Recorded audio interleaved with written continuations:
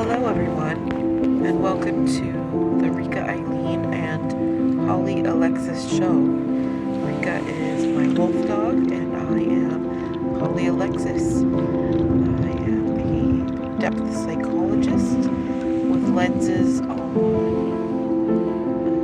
eco-psychology and transpersonal psychology, among others. And I still haven't figured out exactly how to present this channel as I'm not a vlogger, though I do have temptation to just be able to go live whenever the mood strikes. That feels really good, and I'm not able to do that here because I have to build up an audience first. YouTube doesn't let you go live unless you have a certain amount of subscribers. So anyhow, why don't we start today with telling you about this beautiful dog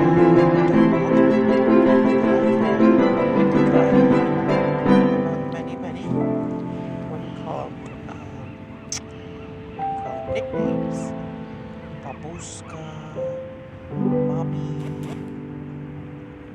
Mischief or Mischievous,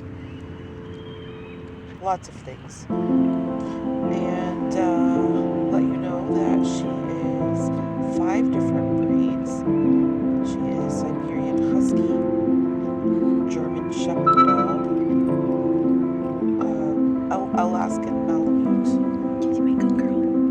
Gray Wolf, She's my good girl. and 8.6% unresolved. The geneticists at ImPark best guess with their scientific research is collie, and under that was in more fine print bearded collie. So we just claimed collie. This video you're looking at today was filmed a couple of months ago while her winter coat was still in full thickness. Shortly after this, I started blowing her twice a year blowout during summer. She gets a lot thinner for a few weeks until it starts growing back. She's a lot less fluffy, but still quite fluffy. Aren't you a pretty dog? I found her on Craigslist after a year and a half of searching for an animal companion. I named a kitty cat Miel, which means honey. Actually, I called her, she was a girl, and I named her Miela. She was a tortoiseshell with green eyes, black tortoiseshell cat with green eyes. It was very beautiful. And but I just, even though she was beautiful, I just knew there was someone else out there for me, and it took me a really long time. Meanwhile, I had all these different thoughts about the animals. One was I was born and raised in Eureka, California, and that was home, and I wanted an animal that was also home, so I needed my Rika, and that's how her name came about. So originally it was going to be R-E-K-A, and when I saw her on Craigslist, I visited her, and I was 99.99% sure I wanted to take her home, but I asked for 48 hours to think about it, and I mean, I was pretty sure I was just going to go get her, but in those 2 short days, I bought a few things, and I did the etymology of Rika, and I came across the spelling R-I-E-K-A, which is Old German for power of the wolf and power of home, as well as peaceful ruler. And for me, for our life, all of those things seem to be just very integral to who she is. So it's been really fun raising her and raising a partner. She's my partner, not my pet. She's not a petting zoo, though so many people wish she would be. They want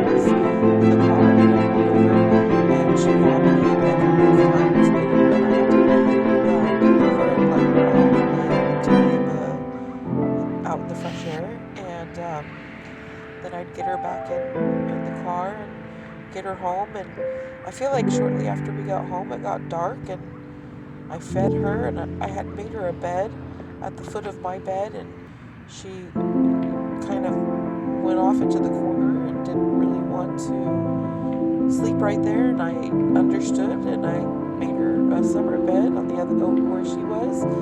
And since then we've had our own beds, but she comes in the morning and cuddles sometimes now, and she's kind of my cat dog, also my bear dog, but that's later. She's kind of my cat dog because she's a little finicky. She's actually very, very affectionate, but it has to be when she wants it, and it's quite often for me these days. It took about a year for her to let other humans touch her, and now they can, as long as they touch her in the right places, and I tell them, and for the most part. But when we're just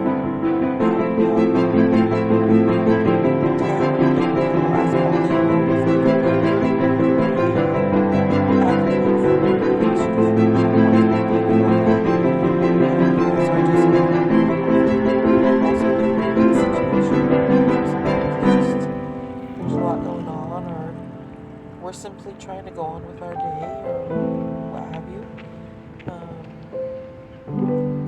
Anyhow, so I brought her home June 4th of 2021. It was a Friday, and on Saturday I took her out with the harness I had bought her, and she didn't like it. She had never worn one before. She was 6 months old, 6 months and maybe a few days, and she had grown up in a big backyard with her 9 siblings who began leaving one by one before her.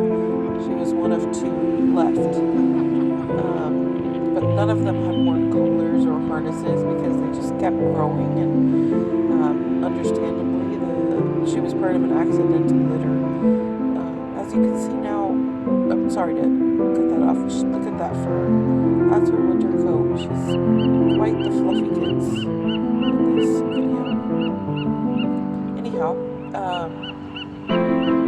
I took her out Saturday to the beach in her harness, and I had tightened it up all the way, and she got it off. She was tugging on the leash. She was really frightened of traffic crossing the street. The sound of the train that the Ed Judah train was right there at the beach, and the train frightened her. She had never heard or seen one before, and just about everything was new and overstimulated.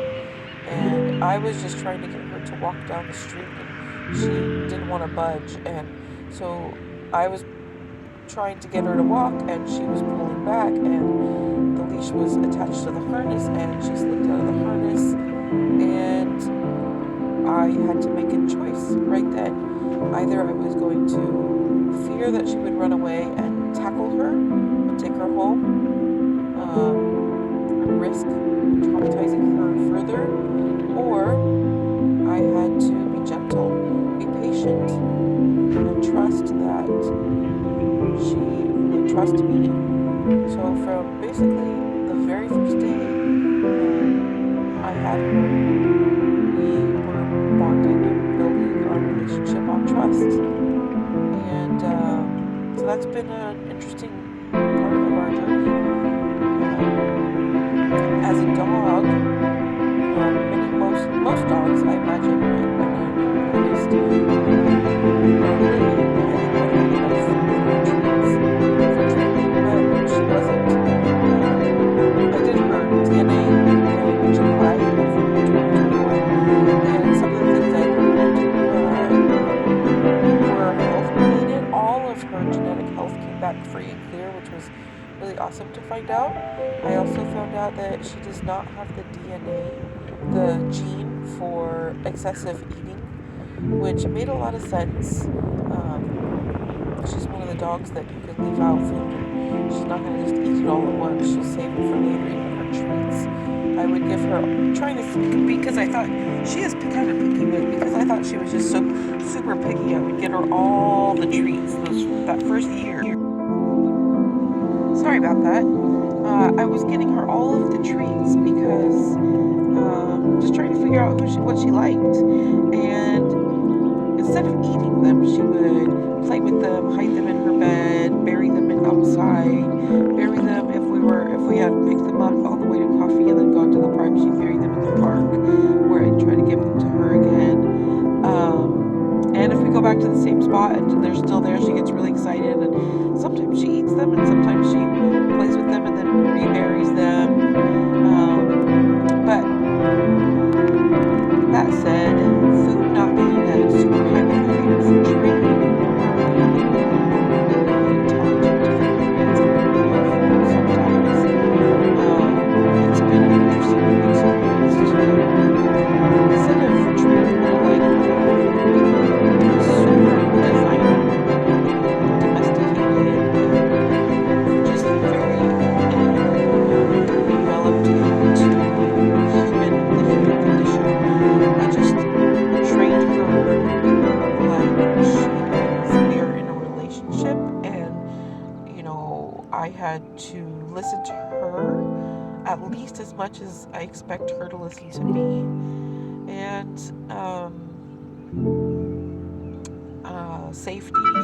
safety, her physical needs, her, getting her a vet, just all of the basics.